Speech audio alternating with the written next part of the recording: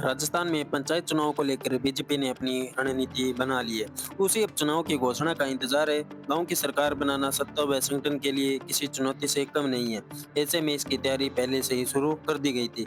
लेकिन सरकार के स्तर पर सीएम बजलाल शर्मा ने कुछ दिन पहले ही सभी संभागों के अलग-अलग नेताओं की बैठक ली थी। इसका प्रमुख एजेंडा ही चुनाव पंचायत चुनाव ही थे।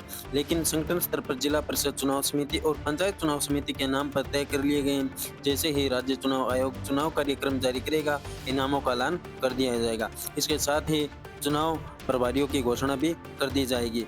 लेकिन दरअसल बात करें हम दोस्तों कि किन नेताओं को बीजेपी जो दिग्गज नेता है पंचायत चुनाव की जिम्मेदारी दी गई है। तो दोस्तों उसमें से प्रमुख नेता है नेता प्रतिपक्ष राजेंद्र राठौड़, राज्य वित्त आयोग के अध्यक्ष अरुण चतुर्वेदी, राज्यसभा सांसद घनश्याम तिवाड़ी सहित अन्य नेता भी शामिल है। लेकिन दोस्तों परिसमन और पुनर्गठन को लेकर पार्टी की ओर से की गई सिफारिशों को भी इन प्रमुख नेताओं ने तैयार किया था। इससे यह विशेष रूप से ध्यान रखा गया था कि पार्टी को किस तरह से किसका फायदा या नुकसान पहुंचा सके।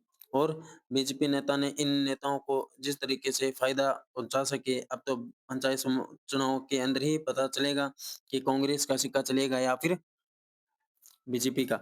लेकिन पंचायत चुनाव को लेकर पार्टी ने विधानसभा स्तर पर विस्तारित भी लगाए थे। हालांकि विस्तारकों को पार्टी ने पंचायत चुनाव के साथ-साथ अन्य कार्यों कर्मों की भी जिम्मेदारी दी थी। लेकिन इन विस्तारकों के जरिए पार्टी ने जनता के नब्ज टटोलने और ग्राउंड की स्थिति समझने की कोशिश की थी। इसके बाद भी पार इसके बाद भी पार्टी ने पंचायत चुनाव की रणनीति बनाने का काम शुरू किया था। राजस्थान में निर्वाचन आयोग ने पंचायत चुनाव के लिए फाइनल वोटर लिस्ट जारी कर दी, जिसमें से 4 करोड़ से ज्यादा वोटर चुनाव में मतदान करेंगे। 41 जिला परिषद और 457 पंचायत समितियां और 14,403 ग्राम पंचायतों में अगले महीने में चुनाव संभव है दोस्तों।